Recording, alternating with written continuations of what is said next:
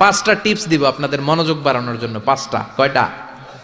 নামাজে মনোযোগায়ন কিভাবে করবেন, পাঁচটা টিপস খেয়াল করে রাখেন কিভাবে নামাজের মনোযোগ বৃদ্ধি করবেন। টিপস নাম্বার 1, সল্লু সলাতান মুআদ্দিয়া, বিদায়ী নামাজ পড়বেন। মনে করবেন হতে পারে আজকের এই নামাজটাই আমার জীবনের শেষ নামাজ। তাহলে প্রতিটা নামাজের সময় আমরা এই কথাটা ভাবি না কেন যে হতে পারে এই নামাজটাই আমার জীবনের শেষ নামাজ, হতে পারে আজকের এই সেজদাটা আমার জীবনের শেষ সেজদা। চিল্লায় বলেন ঠিক কিনা? বিশ্বনবী শিখায় দিলেন মনোযোগায়নের প্রথম পদ্ধতি।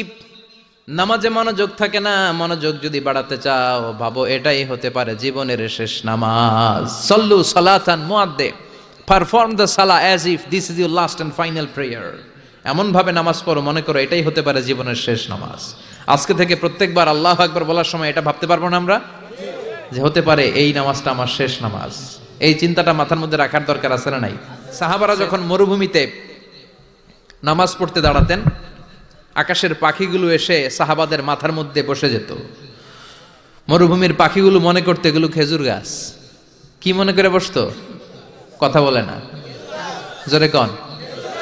আছে, এলাকা আছে খেজুরের রস হয়? হ্যাঁ হইছে? খাইছেন? পাখিগুলো মনে করতে এগুলো খেজুর গাছ, কারণ সাহাবারা নড়ে না, চড়ে না, ডানে বায়ে তাকায় না। খেজুর গাছ যেমনি ঠায় দাঁড়িয়ে থাকে, সাহাবারা ঠায় দাঁড়িয়ে থেকে নামাজ পড়তেন। চিল্লায় এখন আল্লাহু আকবার। তাহলে মনোযোগ বৃদ্ধির 1 নাম্বার পদ্ধতি, মুসল্লায় যখন দাঁড়াবো ভাববো এটাই আমার জীবনের শেষ নামাজ, এরপরে হয়তো নামাজের সুযোগ নাও পেতে পারি। ঠিক কিনা? 2 নাম্বার পদ্ধতি হলো নামাজের মধ্যে আহকাম এবং আরকানগুলো ধীরস্থির ভাবে আদায় করতে হবে। তাড়াহুড়ো নামাজের মধ্যে করা যাবে না। আমাদের হানাফি মাযহাবে তা'দিলুল আরকান এটা ওয়াজিব। রুকুনগুলো আদায় করার সময় ধীরস্থির ভাবে আদায় করা এটা হানাফি মাযহাবে কি? ওয়াজিব। চিল্লায় বলেন এটা কি ওয়াজিব? তরক করলে কি করতে হয়? হ্যাঁ, সহু সেজদা দিতে হয়।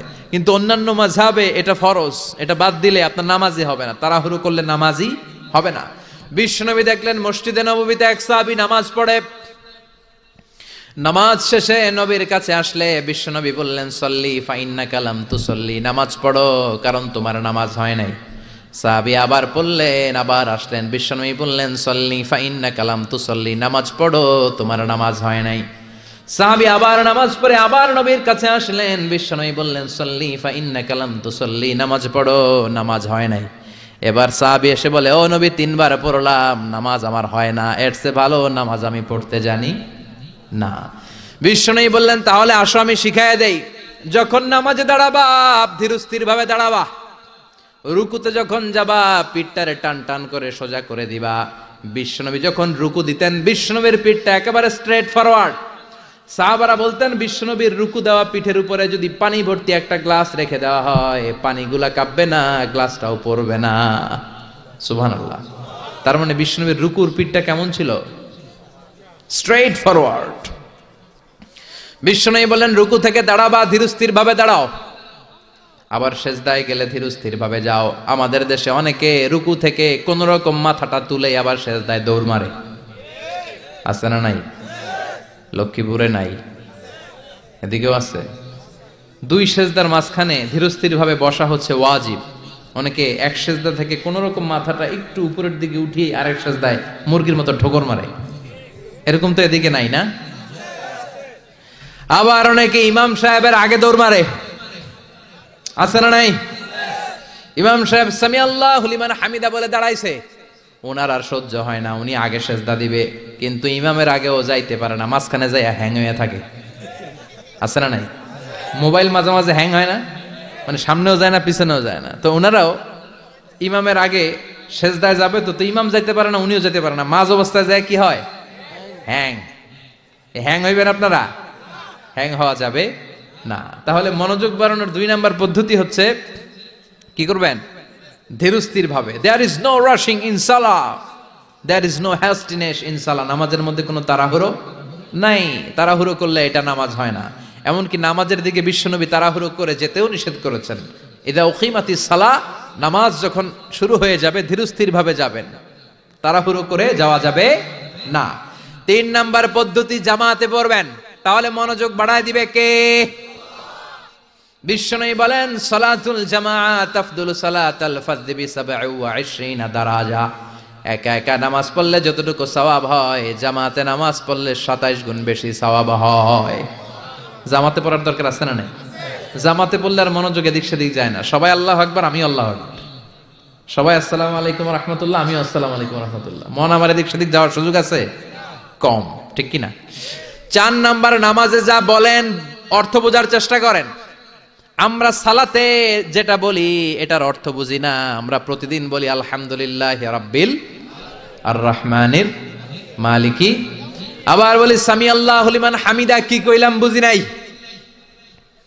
সুবহান রাব্বিয়াল আলা মানে কি জানি না। আত্তাহিয়াত লিল্লাহি ওয়াস সালাওয়াত ওয়াত তাইয়্যিবাত অর্থ কি জানি না। এজন্য সালাতে যা বলেন এটা বুঝে বুঝে বলার চেষ্টা করেন। অ্যাট লিস্ট সালাতে যেটা আপনি পড়েন এটার অর্থটা শিখার চেষ্টা করেন, তাহলে বললে হৃদয়ের মধ্যে টাচ লাগবে, অন্তরে দরদ লাগবে, চিৎকার করে বলেন ঠিক কি না। 5 নাম্বার পদ্ধতি, নামাজের মধ্যে যে সুন্নাতগুলো আছে সুন্নাতগুলো আদায় করবেন, তাহলে নামাজের মধ্যে মনোযোগ বাড়ায়া দিবে কে? হাত তোলা সুন্নাত তোলেন। রফউল ইয়াদাইন যদি করেন, অভ্যাস যদি থাকে, বারবার হাত তোলা তুলেন, প্রতিবার তুললে 10টা করে সওয়াব। আমিন বলবেন, যে মসজিদে জোরে জোরে বলেন, আস্তে তো আস্তে বলেন, কিন্তু বইলেন, বলার দরকার আছে না নাই? বিশ্বনবী বললেন ইদা আম্মানাল ইমাম আমিনু, ইমাম যখন আমিন বলে তোমরাও আমিন বলো, কারণ তোমরাও যখন আমিন বলো ফেরেশতারাও আমিন বলে। তোমাদের আমিন ফেরেশতাদের আমিন যখন মিলে যায় তোমাদের জীবনের সব গুনাহ মাফ করে দেয় কে? এজন্য আমিন জোরে কোন বাস্তে কোন বলবেন, এটা ছাড়বেন না। তাশাহুদের মধ্যে আঙ্গুল তুলবেন, হয় নাড়াবেন নয় তুলে রাখবেন, এটা সুন্নাহ। আশাদ্দু আলা শাইতান মিনাল হাদিদ, শয়তানরে লোহা দিয়ে পিটাইলে যত কষ্ট পায়, তাশাহুদে বসে এই আঙ্গুলটা নাড়ালে এর চেয়ে বেশি কষ্ট পায়। ঠিক সুবহানাল্লাহ কইবেন না? এজন্য মুরাআতুস সুনান, সুন্নাতগুলো মানার চেষ্টা করেন। সালাতে মনোযোগ বাড়ায় দিবে কে?